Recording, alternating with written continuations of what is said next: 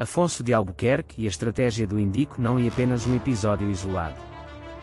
E uma janela para perceber como Portugal tomou decisões em momentos de risco, competência e mudança. Neste vídeo longo, vamos olhar para causas, protagonistas, interesse e consequências, separando mitos de evidência histórica. O objetivo não é decorar datas, mas entender lógicas de poder, economia e sociedade que continuam a influenciar a memória coletiva portuguesa. Para enquadrar Afonso de Albuquerque e a estratégia do Índico, começamos pelo pano de fundo político e social entre a longa duração da história portuguesa e os seus pontos de viragem. Nenhum acontecimento desta escala surge do nada. Há tensões acumuladas, instituições em disputa, redes de alianças e limitações materiais. Ao identificar esse contexto, percebemos por que certas opções pareciam inevitáveis para alguns atores, enquanto para outros eram vistas como ruptura, ameaça ou oportunidade única de reposicionar o reino. No plano institucional, este tema cruza coroa, elites locais, autoridades religiosas, interesses mercantis e, em muitos casos, pressão internacional. A decisão final quase nunca resultou de uma única vontade. Foi produto de negociação, conflito e cálculo estratégico.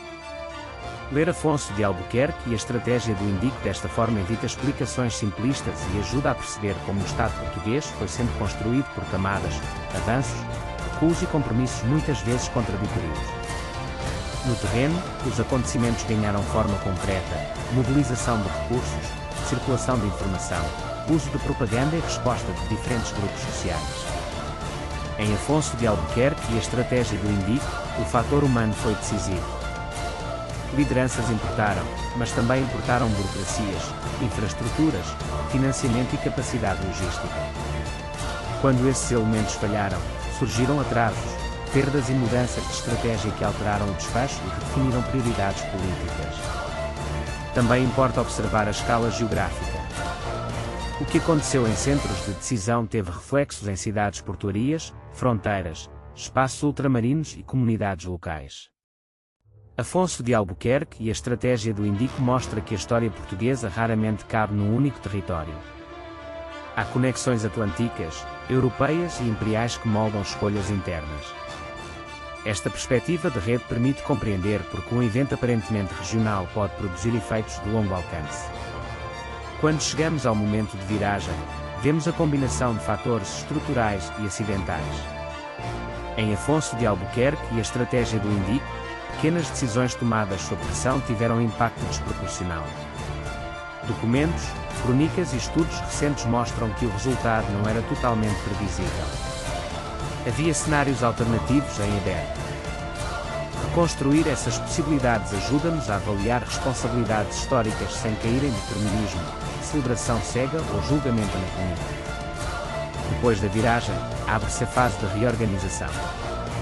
Instituições tentam estabilizar o sistema, justificar custos e consolidar narrativa pública. Em Afonso de Albuquerque e a estratégia do Índico, esta etapa foi crucial para definir vencedores, derrotados e memórias oficiais.